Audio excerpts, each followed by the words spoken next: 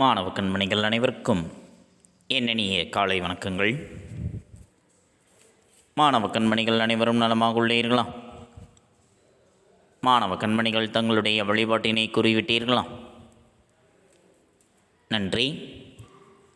நான் ஒரு நல்ல ஆசிரியர்.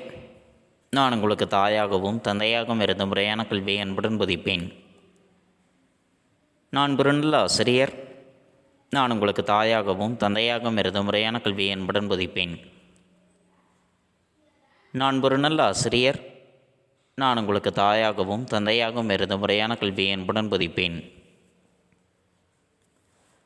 அனைவருக்கும் என்னிய காலை வணக்கங்கள்.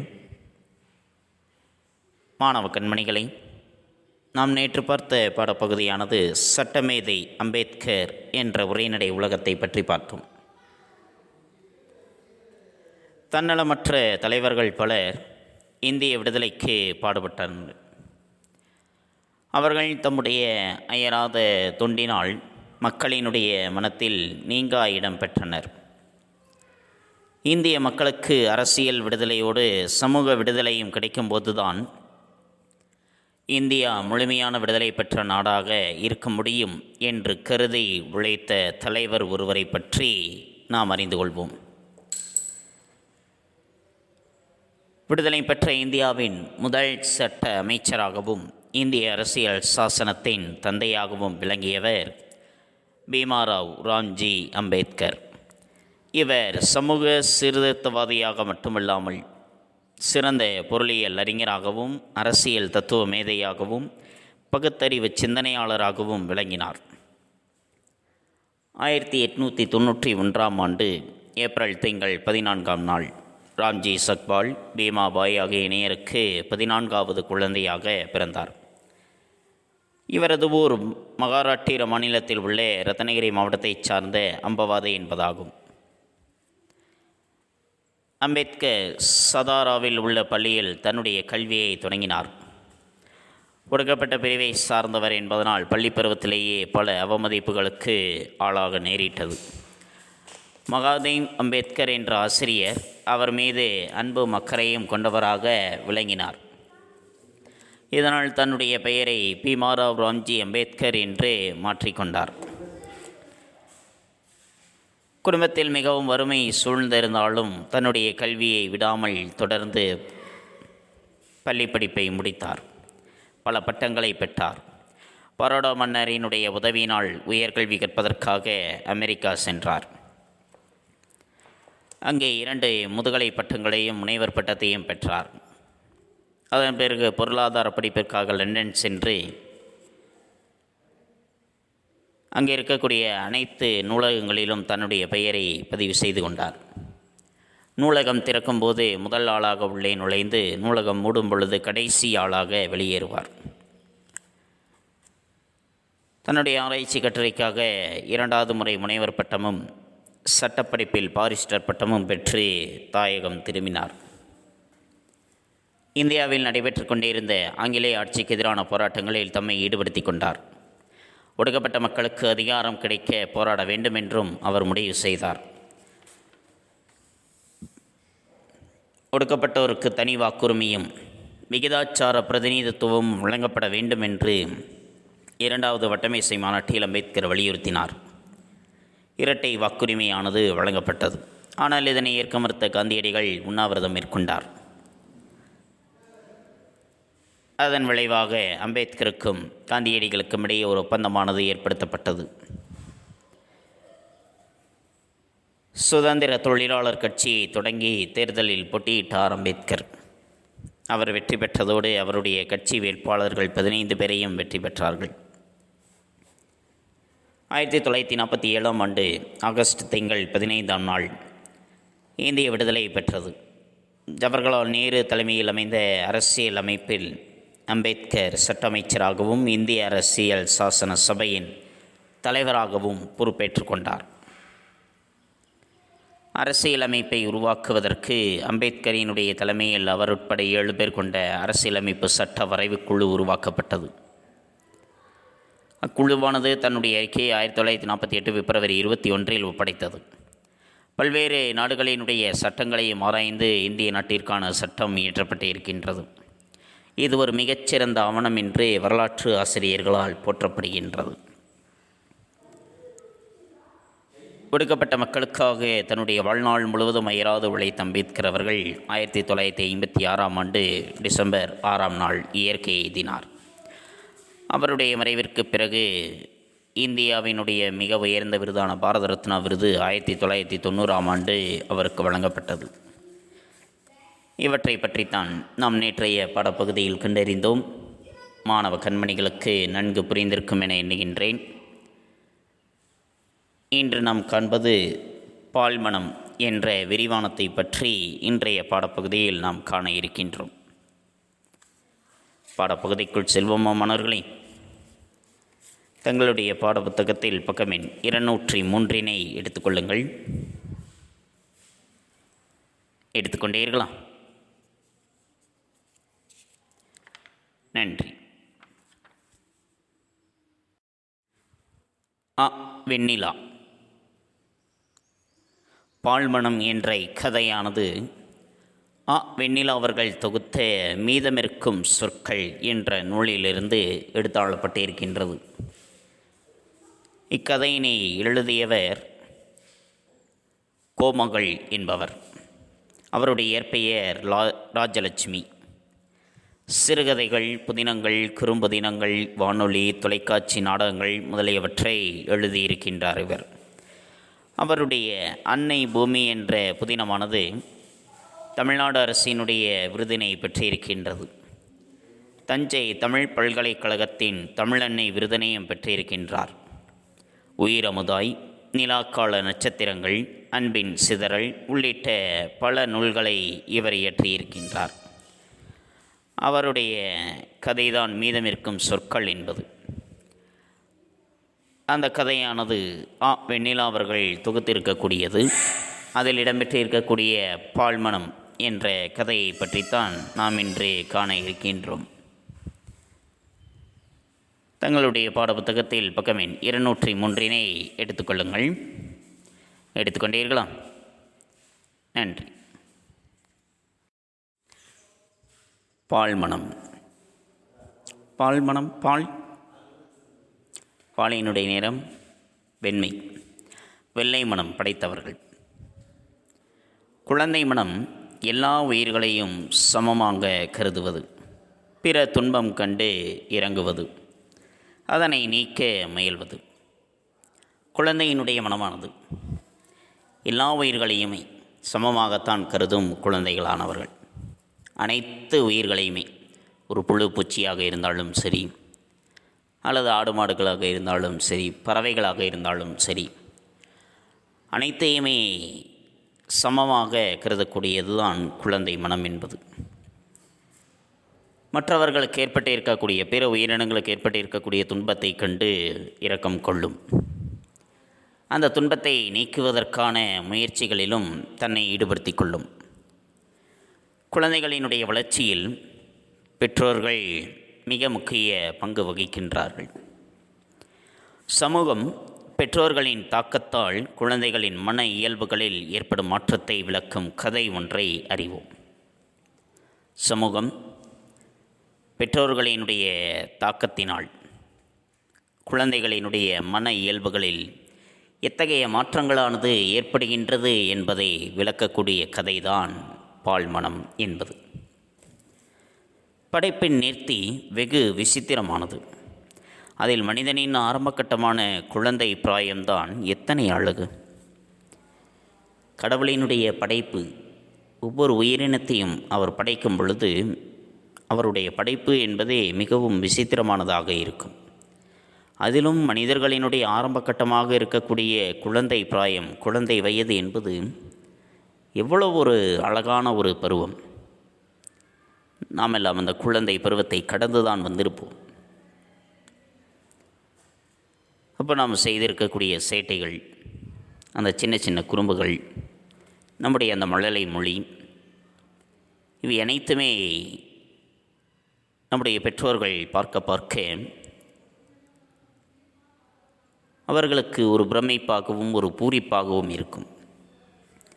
கிருஷ்ணா என்று குரல் கொடுத்தவாறே குழந்தையை தேடினாள் மன்னி. பிஞ்சு விரல்களால் ஜன்னலை பிடித்தவாறே நின்று தெருவை பார்த்து கொண்டிருந்த குழந்தை கிருஷ்ணா தன் முகத்தை திருப்பி பார்த்தாள். ஈரம் பிதுங்கும் வெள்ளரி பிஞ்சாக முகம், சிறகுகளாக படபடக்கும் இமைகள், கண்ணாடி மணிகளாக உருளும் விழிகள், பூநயம் போல உதடுகள், ஒளி எறும்புகளான பற்கள், நுங்குநீரின் குளிர்ச்சியாக குரல், தெய்வ வடிவை சின்ன உடலில் சிறைப்பிடித்த கலை, முகத்தில் எந்த நேரமும் உலகை புரிந்து கொள்ள முயலும் மன வளர்ச்சிக்கான ஒரு சிந்தனை சாயல். கிருஷ்ணா என்று குரல் கொடுத்தவாறே தன்னுடைய குழந்தையை தேடுகின்றாள் இந்த கதையை சொல்பவரினுடைய அண்ணி. தன்னுடைய பிஞ்சு விரல்களால் ஜன்னலை பிடித்தவாறே நின்று தெருவை பார்த்து கொண்டிருக்கின்றது அந்த சின்னஞ்சிறு குழந்தை கிருஷ்ணா. அந்த குழந்தையினுடைய முகம் ஒரு வெள்ளரி பிஞ்சாக இருக்கின்றது. படபடக்கென்று சிறகுகளாக அதனுடைய இமைகள், கண்ணாடி மணிகளாக உருளக்கூடிய அதனுடைய விழிகள், பூவை போன்று இருக்கக்கூடிய அந்த குழந்தையினுடைய உதடுகள், ஒளி அரும்புகளாக இருக்கக்கூடிய பற்கள், நுங்கு நீரினுடைய குளிர்ச்சியாக இருக்கக்கூடிய அந்த குழந்தையினுடைய குரல், தெய்வத்தினுடைய வடிவத்தையே ஒரு சின்ன உடலில் சிறைப்பிடித்திருக்கக்கூடிய அதனுடைய கலையான முகம், முகத்தில் எந்த நேரமும் இந்த உலகை புரிந்து கொள்வதற்காக முயற்சி செய்யக்கூடிய ஒரு சிந்தனை சாயல், இவை அனைத்துமே இந்த குழந்தையினுடைய முகத்தில் இருக்கின்றது. அம்மா அதோ பாரம்மா நாய்க்குட்டி. அவள் பிஞ்சு விரல் காட்டிய இடத்தில் குப்பை தொட்டியோரம் ஒரு சூறை நாய் படுத்திருந்தது. சீ, அது அசிங்கம்.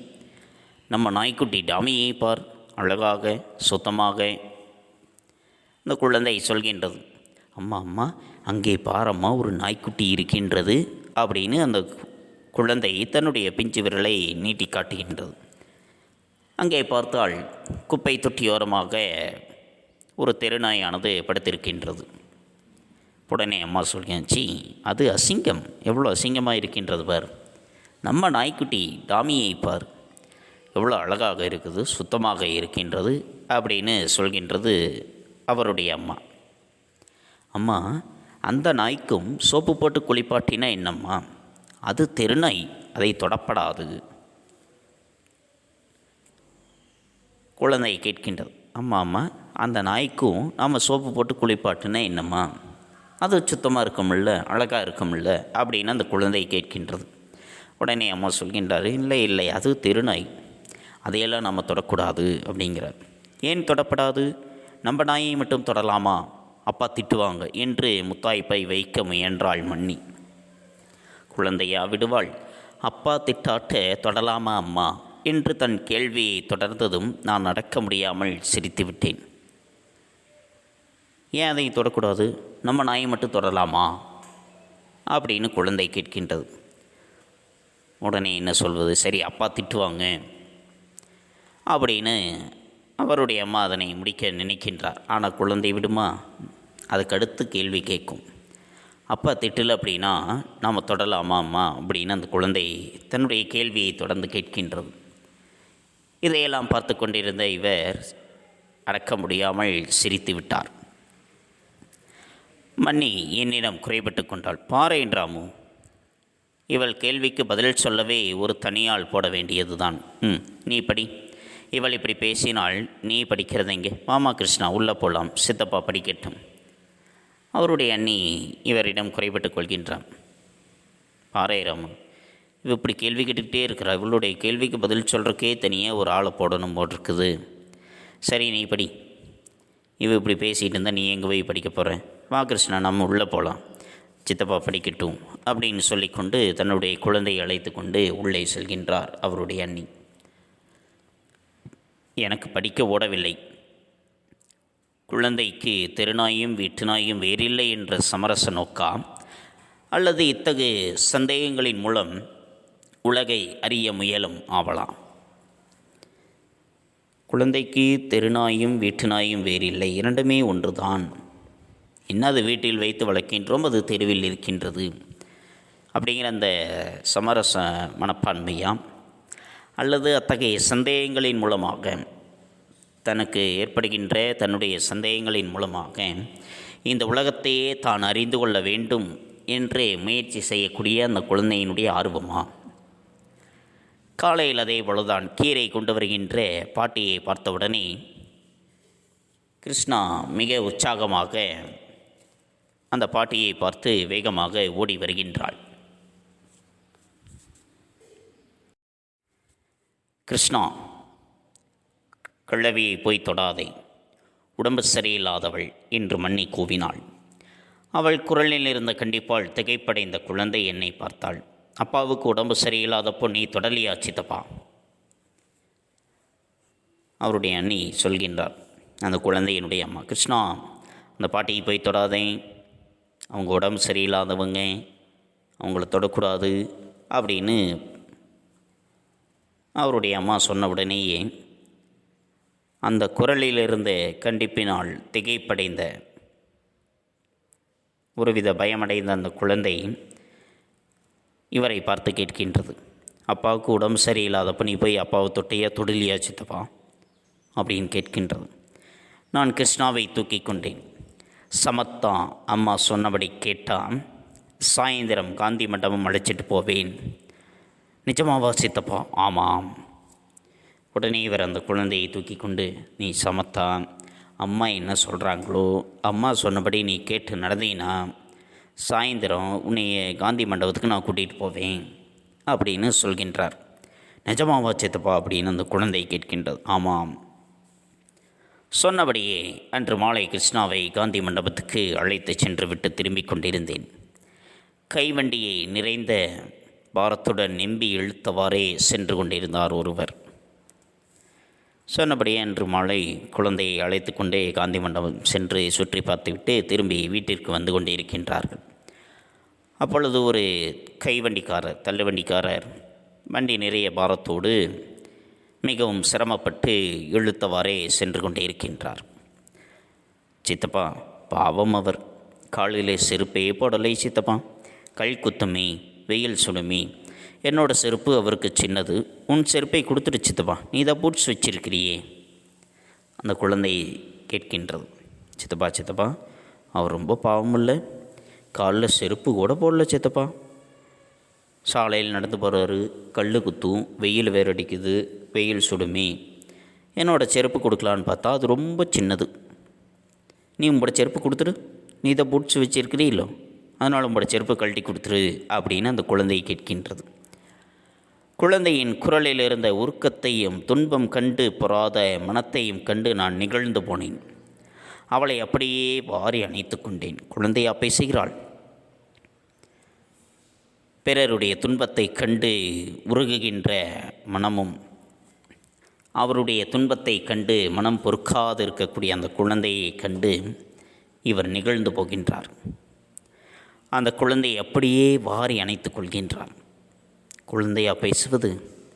சிறு குழந்தை, இந்த குழந்தைக்கு என்ன தெரியும், எவ்வளோ அழகாக பேசுகின்றது என்று நினைத்து கொள்கின்றார் அவர். செருப்பை கொடுத்துட்டு சித்தப்பா, அவர் தூரம் போயிட்டார், இன்னொரு நாள் கொடுத்துக்கலாம் என்று அவளை சமாதானப்படுத்திவிட்டு வீட்டுக்கு அழைத்து வந்தேன். நீ செருப்பு கொடு சித்தப்பா அப்படின்னு அந்த குழந்தை மீண்டும் மீண்டும் படம் பிடித்து கேட்கின்றது.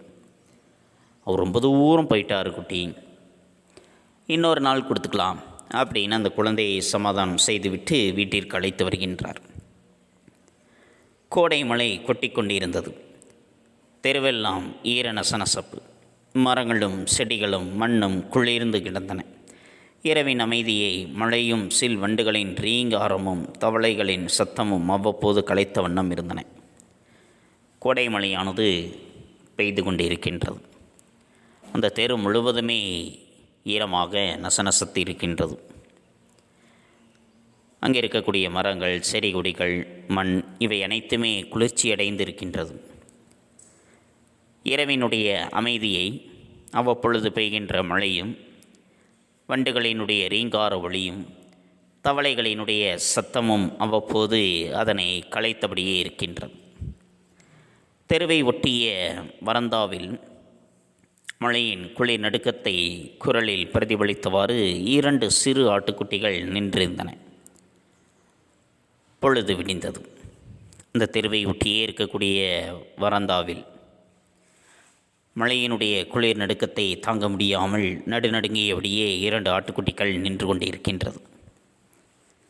பொழுது விடிந்து விட்டது. மண்ணியின் குரல் பல் விலக்கி கொண்டிருந்த என்னை உசுப்பியது. எங்கே கை குழந்தைகிட்டு இருந்த பால் புட்டியை காணோம். பால் வாங்கணும்னு போனேன். 2 வாய் பால் தான் குழந்தை குடிச்சிருப்பான். புட்டியை கீழே வச்சுட்டு போயிருந்தேன், இங்கே காணோமே அப்படின்னு கேட்கின்றது. குழந்தையினுடைய கையில் வச்சிருந்த அந்த பால் புட்டியை காணோம். பால் வாங்கலாம் அப்படின்னு போனேன். 2 வாய் தான் பால் குடிச்சிருப்பான் குழந்தை. இங்கே தான் வச்சுட்டு போனேன், காணோமே அப்படின்னு அவருடைய அம்மா கேட்டுக்கொண்டே இருக்கின்றார். எனக்கு ஒரு சந்தேகம் ஏற்பட்டது.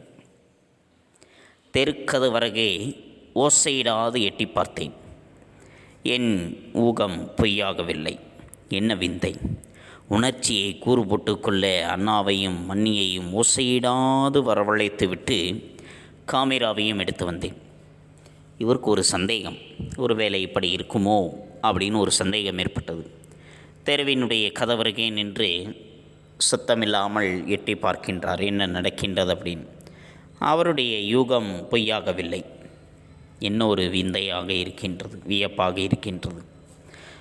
என்னுடைய உணர்ச்சியை பங்கு போட்டுக் கொள்வதற்காக அவருடைய அண்ணாவையும் அண்ணியையும் சத்தமில்லாமல் வாருங்கள் அப்படின்னு வரவழைத்து விட்டு ஓடிப்போய் புகைப்படம் எடுக்கக்கூடிய அந்த கருவியை எடுத்துக்கொண்டு அங்கே வருகின்றார் அவர். மலைச்சாரலில் ஒன்றை நின்றதால் ரோமங்கள் நனைந்து கரும்பட்டாக படிந்திருக்க இளம் குழவைகளாக நின்ற அந்த 2 ஆட்டுக்குட்டிகளில் ஒன்றின் வாயில் பால் புட்டியின் குமிழை வைத்து குழந்தை கிருஷ்ணா அதற்கு பாலை ஊட்டி கொண்டிருந்தாள். அவள் கண்களில் அருள் வெள்ளம், முகத்தில் அன்பு நிழல், மனத்திலோ பொங்கிப் பெருகும் கருணை பரிவு. அந்த 2 சின்ன உயிர்களுக்கும் அவள் ஒரு தாயாகிவிட்டாளா? அந்த உணர்ச்சிக்கு வேறு என்ன பெயர் சூட்டலாம்? வியப்புடன் நிற்கிறோம் நாங்கள். அந்த மலைச்சாரலிலே மிகவும் ஒன்றி இருந்ததுனால உரோமங்கள் அனைத்தும் நனைந்து கரும்பட்டாக படிந்திருக்கின்ற அந்த 2 ஆட்டுக்குட்டிகளில் ஒரு குட்டியினுடைய வாயில் பால் புட்டியினுடைய குமிழை வைத்து குழந்தை கிருஷ்ணாதற்கு பாலை ஊட்டி கொண்டிருக்கின்றாள். அந்த குழந்தையினுடைய கண்களில் அந்த அளவிற்கு ஒரு கருணை வெள்ளமானது. முகத்திலே அன்பு படர்ந்திருக்கின்றது. அந்த குழந்தையினுடைய மனதிலோ பொங்கி பெருகக்கூடிய ஒரு கருணை பரிவு. அந்த 2 சின்ன உயிர்களுக்கும் ஒரு தாயாகிவிட்ட ஒரு உணர்வு அவளுக்கு ஏற்படுகின்றது. வேறு என்ன அந்த உணர்ச்சிக்கு நம்ம பெயர் சூட்டுவது? என் ஃப்ளாஷ் அந்த காட்சிக்கு நிரந்தர உருவம் தருகிறது. அப்போதும் குழந்தையின் ஈடுபாடு சிதறவில்லை. இவர் தன்னுடைய புகைப்பட கருவியை கொண்டு புகைப்படம் எடுக்கின்றார். அந்த குழந்தையினுடைய ஈடுபாடு அதிலிருந்து மாறுபடவே இல்லை. பாவம்மா ஆட்டுக்குட்டி, அதுக்கு யாரம்மா பால் தருவா? ராத்திரி பூரா சாப்பிடாமல் இந்த ஆட்டுக்குட்டிக்கு ரொம்ப பசிக்குதுமா என்று சொல்கின்றது அந்த குழந்தை.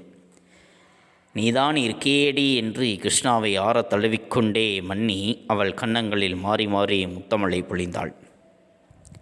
அதே சமயம் குழந்தை கிருஷ்ணா தனக்கென்று பெற்றிருந்த இரக்க சுபாவம், கருணை மனம் இவற்றை கண்டு மன்னி ரொம்பவும் வருத்தப்பட ஆரம்பித்தாள். இப்படி இருக்கிறாளே, தம்பிக்கு வைத்திருந்த பாலை வீணாக்குகின்றோமே என்று தெரியவில்லையே, எப்படி இந்த உலகத்திலே பேர் சொல்லப் போகிறாள்? ஓரொரு குழந்தையை எப்படி சமத்தாய் இருக்கிறதுகள் என்று பேச ஆரம்பித்து விட்டார். ஒருபுறம் அந்த குழந்தையை பாராட்டுகின்றார், இன்னொரு புறம் இந்த குழந்தைக்கென்றே இருக்கக்கூடிய அந்த இரக்க சுபாவம், கருணை மனம் இவற்றை கண்டு மிகவும் வருத்தப்படவும் ஆரம்பிக்கின்றார் அவர். இப்படி இருக்கின்றாளே, தம்பிக்காக வைத்திருந்த பாலை நாம் வீணாக்கி விட்டோமே என்று கூட அந்த குழந்தைக்கு தெரியவில்லையே, எப்படி இந்த உலகத்திலே பேர் எடுக்கப் போகின்றாள்? ஒவ்வொரு குழந்தைகள் இப்படி சமர்த்தாக இருக்கின்றார்கள் அப்படின்னு பேச ஆரம்பிக்கின்றார். குழந்தைதானே அவள், வளர்ந்தால் சரியாகிவிடும் என்றேன் நான். மனதுக்குள் மட்டும் அவளை பற்றிய பெருமிதம் தங்கியிருந்தது. குழந்தைதானே அண்ணி, நாளை வளர்ந்தால் சரியாகிவிடும் என்று வெளிப்படையாக சொல்லிவிட்டு மனதிற்குள் அந்த குழந்தையை நினைத்து பெருமிதம் கொள்கின்றார் அவர். கால பூங்காவில் 5 வசந்தங்கள் வண்ணஜாலம் செய்து மறைந்தன. அண்ணா ஊராக மாறிக்கொண்டிருந்தார். நான் சென்னையிலேயே தங்கி படிப்பை முடித்தேன். அதன்பின் வாழ்க்கைக்கு நிலைத்த ஒரு வருமானம் தரும் உத்தியோகத்தையும் ஏற்றேன். என் முதல் சம்பளத்தை பெற்றுக்கொண்ட நான் அதை என் அண்ணாவின் கையில் தந்து வாழ்த்து பெற திருச்சிக்கு புறப்பட்டேன். கால மாற்றமானது ஏற்பட்டு 5 வருடங்கள் கடந்துவிட்டது. அவருடைய அண்ணன் ஒவ்வொரு ஊராக அலுவலக வேலையின் காரணமாக மாறிக்கொண்டே இருக்கின்றார். இவர் சென்னையிலேயே தங்கி தன்னுடைய பள்ளிப்படிப்பை முடிக்கின்றார். அதன் பிறகு ஒரு நிறுவனத்தில் வேலைக்கு சேர்கின்றார். முதல் மாத ஊதியத்தை பெற்றுக்கொண்ட பிறகு அதை தன்னுடைய அண்ணாவினுடைய கையில் கொடுத்து வாழ்த்து பெற வேண்டும் என்று முடிவு செய்து அவர் தற்பொழுது திருச்சியில் இருப்பதை அறிந்து அங்கு புறப்படுகின்றார். முதலில் என் நினைவுக்கு வந்தவள் குழந்தை கிருஷ்ணா. இப்போது 8 வயது இருக்குமே. பள்ளியில் படிப்பாள், எப்படி பேசுவாள், எப்படி நடப்பாள், என்னுள் இனிய கற்பனையாக அவள் நடையுடை பாவனைகள் பொங்கி பிரவகித்தன. என் டைரியில் பத்திரப்படுத்தியிருந்த அவள் புகைப்படத்தை எடுத்து பார்த்தேன். என்ன அழகான காட்சி! குழந்தை கிருஷ்ணா ஆட்டுக்குட்டிக்கு பாலூட்டும் காட்சி நேற்று நடந்தாற் போல தோன்றுகிறது. முதல்ல அவருடைய நினைவுக்கு வந்ததே அந்த குழந்தை தான். இப்போது அந்த குழந்தைக்கு 8 வயது இருக்கும். பள்ளியில் படித்து கொண்டே இருப்பாள். எப்படி பேசுவா, எப்படி நடப்பா அப்படின்னு ஒரு கற்பனை அந்த குழந்தையினுடைய நடையுடைய பாவனைகள் அனைத்துமே அவருக்குள் ஊற்றெடுத்தது. அவருடைய நாட்குறிப்பில் பத்திரமாக வைத்திருந்த அந்த குழந்தையினுடைய புகைப்படத்தை எடுத்து பார்க்கின்றார். ஆட்டுக்குட்டிக்கு பாலூட்டுகின்ற அந்த காட்சி நேற்று நடந்ததைப் போல ஒரு தோற்றம் ஏற்படுகின்றது இவருக்கு அந்த புகைப்படத்தை பார்த்த பொழுது. கிருஷ்ணா என்னிடம் உடனே ஓடி வராமல் வெட்கத்துடன் நின்றிருந்தாள். சிறிது நேரத்திலேயே பிரிந்திருந்ததால் ஏற்பட்ட வெட்கம் நீங்க பெற்றவளாய் சகஜ பாவத்துடன் என்னுடன் பழகினாள். அன்று மாலை கிருஷ்ணாவை அழைத்து கொண்டு கடை தெருப்பக்கம் போனேன். தன் பள்ளியை பற்றி, கூட படிக்கும் மாணவிகளை பற்றி, அப்பாவும் அம்மாவும் வாங்கி தந்த உடைகளை பற்றி கலகலப்பாக பேசிக்கொண்டே இருக்கின்றாள் அந்த சிறுமி. நான் மகிழ்ச்சியோடு அவற்றை கேட்டுக்கொண்டே வந்தேன். கிருஷ்ணா தொடர்ந்தாள். ரவியை பாரு சித்தப்பா, பால் சாதத்தை திருநாய்க்கு போடுறான், நம்ம டாமைக்குத்தானே போடணும் என்று கூறுகின்றாள் அவருடைய தம்பி. ரவியை பாருங்கள் சித்தப்பா, அவனுக்காக வச்சிருக்கிற பால் சாதத்துக்கு கொண்டுட்டு போய் திருநாய்க்கு கொண்டு போய் போடுறான், நம்ம டாமிக்கு தானே போடணும், நம்ம வீட்டு நாய்க்கு தானே போடணும் அப்படின்னு அந்த குழந்தை சொல்கின்றது. நான் குழந்தையை பார்த்தேன். அவள் வளர்ந்து விட்டாள். உலகைப் போலவே மற்றவர்களை பற்றி நினைக்க கற்றுக்கொண்டாள். ஆனால் என்னுள் மகிழ்ச்சி குறையவே இல்லை. சிரிப்பதை விட சிந்திப்பதில் அதிகம் ஈடுபட்டு இருந்த குழந்தை எப்படித்தான் மாறிவிட்டாள். குழந்தையை பார்க்கின்றார். ஓ, வளர்ந்து விட்டாள். இந்த உலகத்தைப் போலவே மற்றவர்களை பற்றி இவர்கள் நினைக்க தொடங்கிவிட்டாள். ஆனால் எனக்குள்ளே இருந்த மகிழ்ச்சி மட்டும் குறையவே இல்லை.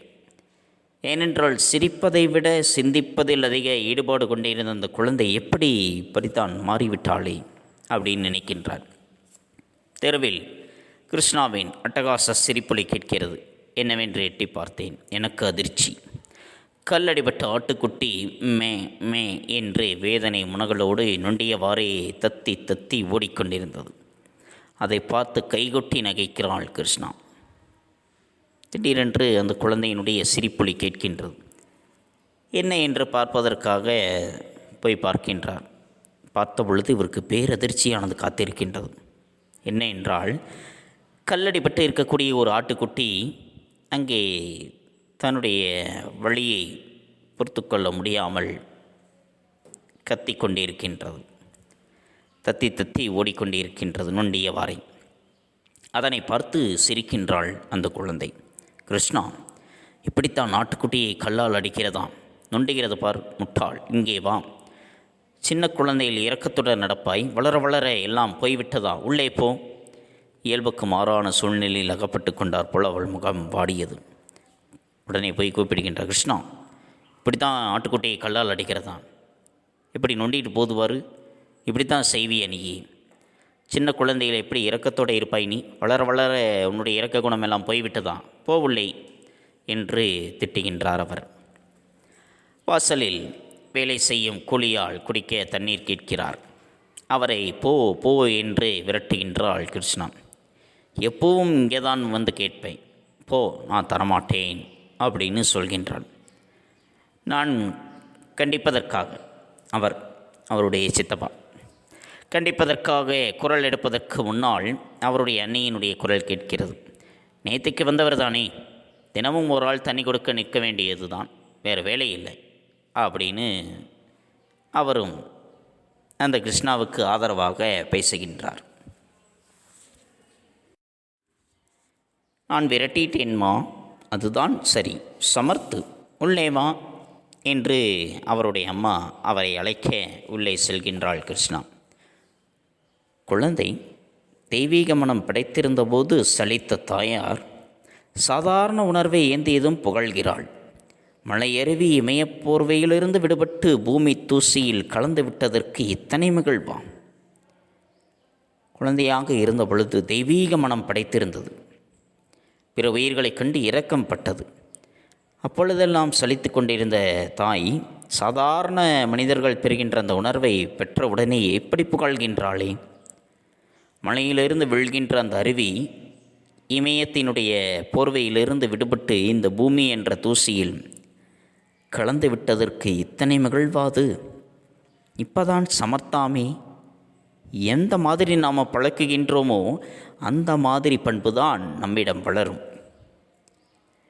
இயற்கை உணர்வையே செயற்கை உணர்வாக திசை திருப்பி விடுகின்ற நம்முடைய பழக்க வழக்கங்களுக்கு நாம் தான் பொறுப்பென்றால், நம்மை திசை மாற்றி அமைத்த பெற்றோர், நம் சமூகம் எல்லாமே அதற்கு பொறுப்பேற்க வேண்டியதுதான். குழந்தைகள் குப்பைகள் கலக்காத மாணிக்கங்கள். அந்த குழந்தைகளினுடைய மனமொழி மெய்யை, உண்மையை சூழலுக்கு ஏற்ப நாம் தான் திருத்தி அமைக்கின்றோம், நாம் தான் அதனை மாற்றி அமைக்கின்றோம். அப்படி மாறாதவர்களை நாம் வெகுளியானவர்கள், அசடு அப்படின்னு நாம் சொல்கின்றோம். அன்று ஆட்டுக்குட்டிக்கு பசிக்கின்றதே என்று பரிதாபப்பட்டு தன்னுடைய தம்பிக்காக வைத்திருந்த பால் புட்டியை எடுத்து ஊட்டிய அந்த குழந்தை இன்று அதே ஆட்டுக்குட்டியை கல்லால் அடித்து அது நொண்டிக்கொண்டு செல்வதை பார்த்து கைகொட்டி சிரிக்கின்றாள். தெருநாயையும் குளிப்பாட்டலாம் என்று சொன்னவள், அதற்கு ஏன் நாம் பால் சோறு கொடுக்க வேண்டும், நம்ம நாய்க்கு படலாமே என்று சொல்கின்றாள். செருப்பில்லாமல் வண்டி இழுக்கின்ற ஒரு கூலியாளை கண்டு மனம் வெதும்பி என்னுடைய செருப்பை தரலாமே என்று தூண்டியவள், சாலையில் வேலை செய்கின்ற ஒரு சாதாரண தொழிலாளியினுடைய தாகத்திற்கு தண்ணீர் தராமல் விரட்டுகின்றாள். இனி மன்னி பயப்பட வேண்டாம். இந்த குழந்தை கிருஷ்ணா தனியாகவே பேருந்தில் பள்ளிக்கூடம் சென்று படித்து வருகின்றாள். ஒரு சிறிய பாத்திரத்தில் ஒரு உருண்டை தயிர் சாதம் மட்டுமே எடுத்து போய் சாப்பிட்டு விட்டு பசியை அடக்க கற்றுக்கொண்டு விட்டாள்.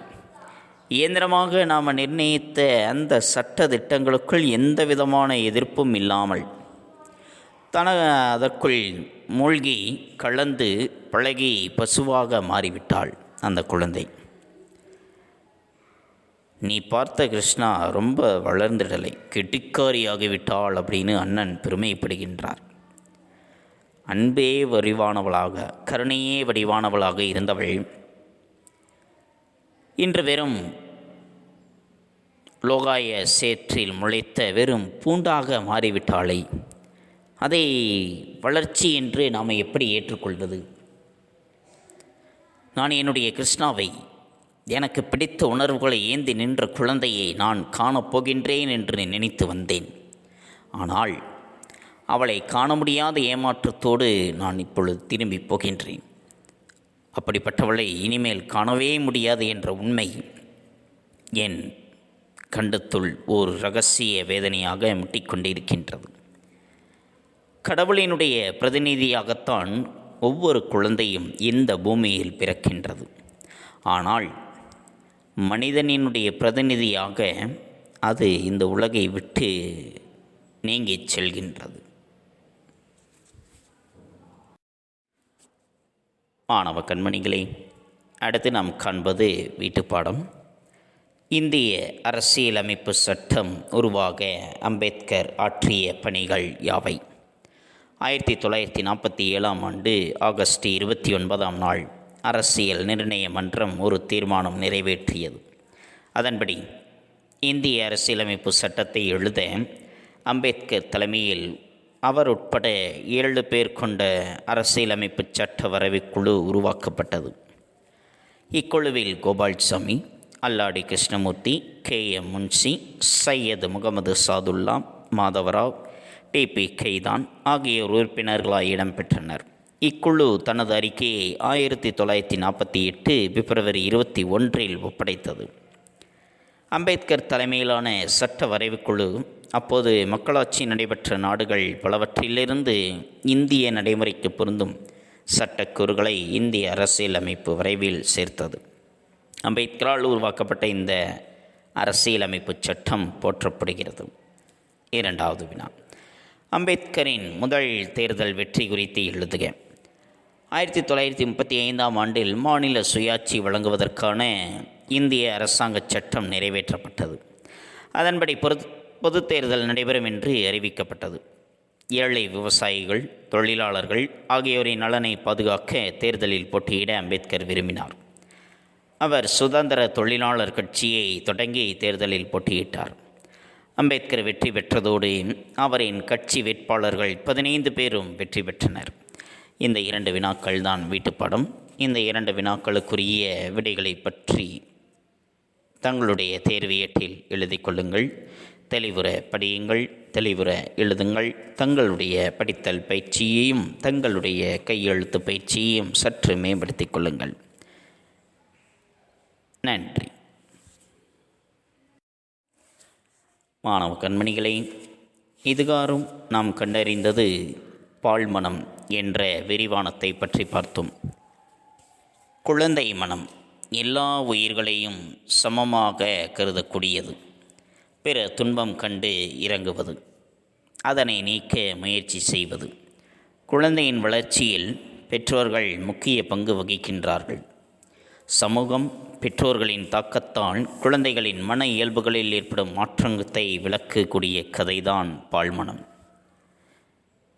குழந்தை கிருஷ்ணா, ஈரம் பிதுங்கும் வெள்ளை பிஞ்சான முகம், சிறகுகளாய் படபடக்கும் இமைகள், கண்ணாடி மணிகளாய் உருளும் விழிகள், பூனையம் போல உதடுகள், ஒளி எறும்புகளான பற்கள், நுங்குநீரின் குளிர்ச்சியான குரல், தெய்வ வடிவை சின்ன உடலில் சிறைப்பிடித்த கலை, இத்தனை அம்சங்களும் கொண்டவள்தான் குழந்தை கிருஷ்ணா.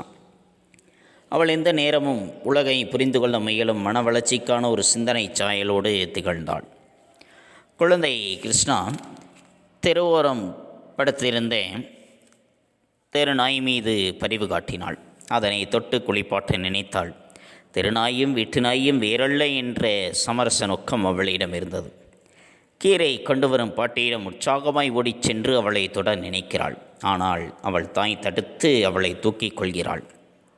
கூலியால் ஒருவன் காலில் செருப்பணியாமல் வெயிலில் கைவண்டி இழுப்பதை பார்த்து தன் சித்தப்பாவிடம் அவரது செருப்பை கொடுத்து உதவச் சொல்கிறாள். ஒரு நாள் மழைச்சாரலில் நனைந்த ஆட்டுக்குட்டியின் வாயில் பால் புட்டியின் குமிழை வைத்து குழந்தை கிருஷ்ணா பாலூட்டி கொண்டிருந்தாள். அவள் கண்களில் அருள் வெள்ளம், முகத்தில் அன்பு நிழல், மனத்திலோ பொங்கிப் பெருகும் கருணை பிரிவு. அந்த சின்ன உயிர் தான் தாயாக விட்டதை போன்ற உணர்ச்சிக்கு ஆளாகி இருந்தது. இப்படி தனக்கென்று பெற்றிருந்த இரக்க சுபாவம், கருணை மனம் ஆகியவற்றோடு விளங்கிய அந்த குழந்தை கிருஷ்ணா வயதாக அவள் வளர்ந்து விட்டாள். ரவியை பாரு சித்தப்பா, பால் சாதத்தை திருநாய்க்கு போடுறான், நம்ம டாமிக்குத்தானே போட வேண்டும் என்று கூறுகின்றது அந்த குழந்தை. ஆட்டுக்குட்டிக்கு பசிக்குமே என்று பரிதாபப்பட்டு தம்பிக்கு வைத்திருந்த பால் புட்டியை எடுத்து ஊட்டிய அதே குழந்தை இன்று கல்லால் அடித்து அது நொண்டுவதைக் கண்டு கைகொட்டி சிரிக்கின்றது. திருநாயையும் குளிப்பாற்றலாம் என்றவள் அதற்கு ஏன் பால் சோறு, நம்ம நாய்க்கே போடலாம் என்கிறாள். செருப்பில்லாமல் வண்டி இழுக்கும் கூலியாளை கண்டு மனம் வெதும்பி என் செருப்பை தரும்படி தூண்டியவள் சாலையில் வேலை செய்யும் தொழிலாளியின் தாகத்துக்கு தண்ணீர் தராமல் விரட்டுகின்றாள். கடவுளினுடைய பிரதிநிதியாகத்தான் குழந்தை இந்த பூமியில் பிறக்கின்றது. ஆனால் அதே குழந்தையானது மனிதனினுடைய பிரதிநிதியாக இந்த உலகத்தை விட்டு நீங்குகிறது. இதனை பற்றித்தான் நாம் இன்றைய பாடப்பகுதியில் கண்டறிந்தோம். மாணவ கண்மணிகளுக்கு நன்கு புரிந்திருக்கும் என எண்ணுகின்றேன். அடுத்து நாம் காண்பது பாடப்புத்தகம் படித்தல். பாடப்புத்தகம் படித்தல் பக்கம் எண் 203, 204, 205. பக்கம் எண் 203 பால்மணம் என்பதில் ஆரம்பித்து பக்கம் எண் 205 குழந்தைதானே அவள் வளர்ந்தால் சரியாகிவிடும் என்றே நான் என்பது வரைக்கும் மாணவ கண்மணிகள் பாடப்புத்தகம் படித்தலாக எடுத்துக்கொண்டு எழுந்து நின்று உறக்கப்படியுங்கள். தங்களுடைய படித்தல் பயிற்சியினை சற்று மேம்படுத்திக் கொள்ளுங்கள். அடுத்து நாம் காண்பது வீட்டுப்பாடம். பக்கம் எண் 202 சிறுவினா. இந்திய அரசியலமைப்பு சட்டம் உருவாக அம்பேத்கர் ஆற்றிய பணிகள் யாவை என்பதும். இரண்டாவது சிறுவினா, அம்பேத்கரின் முதல் தேர்தல் வெற்றி குறித்து எழுதுக என்பதும். இந்த 2 வினாக்கள் தான் வீட்டுப்பாடம். அந்த 2 வினாக்களுக்குரிய விடைகளை பற்றி நாம் முந்தைய பகுதியில் கண்டறிந்தோம். மாணவ கண்மணிகள் அவற்றை தெளிவுரை தங்களுடைய வீட்டுப்பாட ஏட்டில் எழுதி கொள்ளுங்கள். தெளிவுறு படியுங்கள். தங்களுடைய படித்தல் பயிற்சியையும் தங்களுடைய கையெழுத்து பயிற்சியையும் சற்று மேம்படுத்திக் கொள்ளுங்கள். மீண்டும் அடுத்த பாட வேளையில் சந்திப்போம். நன்றி, வணக்கம்.